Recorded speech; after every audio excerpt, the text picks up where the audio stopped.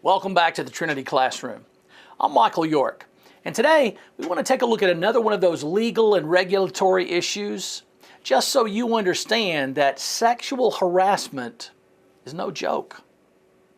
So here's a few things you should know about sexual harassment as you carry out your duties from day to day here at Trinity Healthcare. Let's have a look.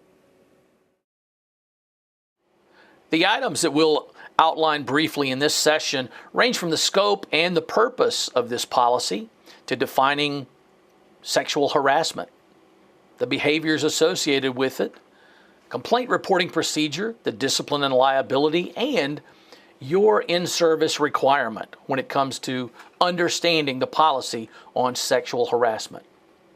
This policy obviously applies to everyone from employees, medical staff, service providers, all the way through to visitors, patients.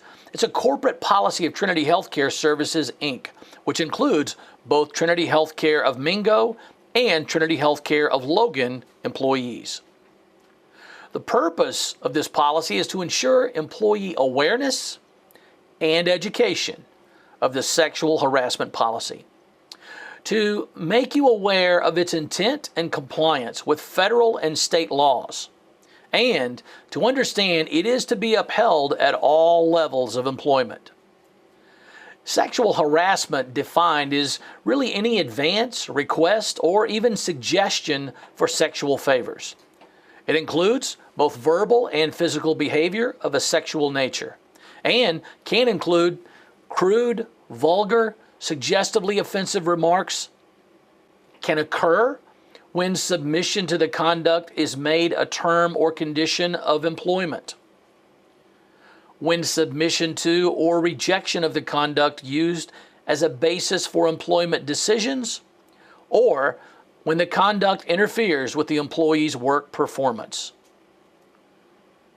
Unwanted sexual advances, physical or verbal, are also identified as behaviors of sexual harassment. Visual conduct, including gestures or sexually suggestive objects, pictures, cartoons, sexually explicit material. Dissemination through electronic communication that may contain sexually suggestive content. And physical, unwanted contact or conduct. The complaint and reporting procedure means that all employees are responsible for preventing and avoiding sexual harassment. If you feel that you've witnessed sexual harassment, you should report the claim. First, to your supervisor. Second, to a higher ranking supervisor. And third, to the compliance committee or the administrator. Retaliation for employees who report the issue will not be tolerated. Any employee found to be in violation of the sexual harassment policy is subject to disciplinary action up to and including termination. Any supervisor who knowingly did not attempt to rectify the situation is also liable and subject to the same disciplinary action. Non-employees in violation of this policy will be subject to being barred from all Trinity facilities.